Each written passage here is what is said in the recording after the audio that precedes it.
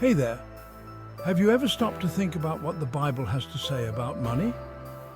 Well, today we're diving into 5 Bible money principles that everyone should know. Let's kick things off by introducing the 5 foundational money principles that we'll be exploring in this video. These principles are not only timeless, but also incredibly relevant to our financial lives today. Many of us face common financial struggles in our daily lives, whether it's managing debt, living paycheck to paycheck, or struggling to save for the future. Seeking guidance from the Bible on how to navigate these challenges can provide us with wisdom and direction.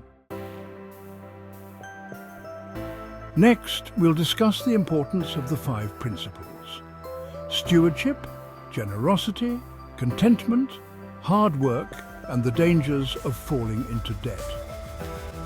Now let's delve into the 5 Bible money principles that can transform our financial well-being. Number 1, stewardship. First up is stewardship, the idea that we are entrusted by God to manage our resources wisely. Our stewardship of creation involves exercising our God-given dominion over it, reflecting the image of our Creator God in the way He cares for, maintains, protects, and beautifies it. Stewards in the ancient world were responsible for overseeing the household's affairs. As an example, the patriarch Joseph was appointed steward over Potiphar's household. He managed everything in the household and had authority over it, as seen in Genesis chapter 39, verses 1 to 6. Those responsibilities included managing the household well and making wise decisions rather than wasting family resources. Number 2, generosity. Being generous is the quality of being kind and unselfish, especially when it comes to sharing money and other valuables. The Bible has a lot to say about generosity as a desirable character trait. Proverbs chapter 22 verse 9 says, "The generous will themselves be blessed, for they share their food with the poor." God is generous, and He expects us to follow His example. God is seeking people who will reflect His character and model His generosity. He delights to bless them and show Himself strong on their behalf. In 2 Corinthians chapter 9 verses 6 to 15, Paul exhorts the church to be generous in their giving to the Lord's work, and he praises the Philippians for being so generous to him, adding that it is not for himself that he rejoices, but for them. They will be blessed because of their gift, as noted in Philippians chapter 4 verse 17. We can apply these encouragements to our own lives and strive to be generous and wise with everything God has entrusted to us. Number 3, contentment. Some say that contentment is a learned virtue that comes from an ongoing relationship with God. This relationship can be developed through biblical teaching and providential experience. Some ways to seek contentment include rejoicing, requesting and remaining in God's peace, practicing gratitude, pouring out discontent before God, choosing godly perspectives, finding out who God is, studying how God has been faithful in the past, trusting in God, and casting anxiety on God. The Bible has many verses about contentment, which is defined as being emotionally or mentally satisfied with the present. Some say that contentment is an inward feeling that comes from a relationship with God, rather than from external circumstances. Philippians chapter 4 verse 12. Contentment is possible in any situation and is about living in God's fullness, not denying needs or being content with perfect circumstances. Hebrews chapter 13 verse 5, "Be content with what you have and don't love money."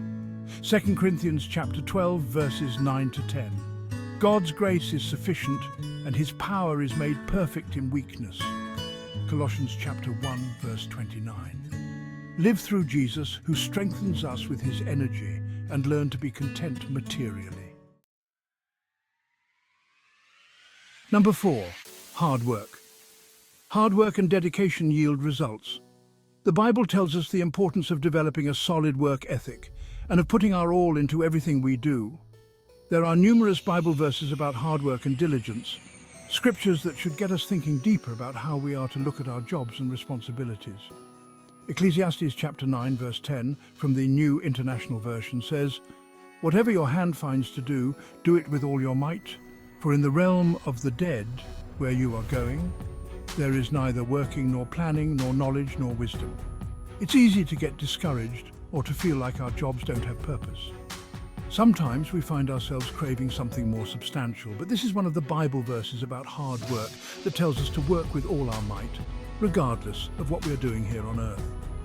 This is an encouraging message that should remind us to put in our all, regardless of how we're feeling at the moment about our position or professional accomplishments. Number 5, falling in debt. Debt enslaves us. The rich rule over the poor, and the borrower is slave to the lender. Proverbs 22:7. Debt equals slavery. Until you are debt-free, you will be enslaved to your past mistakes. You can move forward in God's grace, but the consequences of your actions will follow you until the debts are paid in full. God came to set us free, to give us hope and a future, to take away our sins, and to give us a new and better life. Debt, in many cases, is a poor financial choice and keeps us from living out our God-given purpose. He does not want us to be slaves to anything or anyone, including our poor financial choices.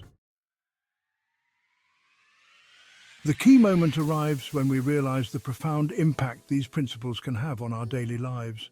By applying them consistently, we can experience a positive shift in our finances and overall well-being. In summary, these 5 Bible money principles serve as a timeless guide for managing our finances with wisdom and integrity. Remember, incorporating these principles into your life can lead to a more secure financial future. I encourage you to subscribe for more insightful videos on biblical wisdom and to share your thoughts or experiences with these money principles in the comments below.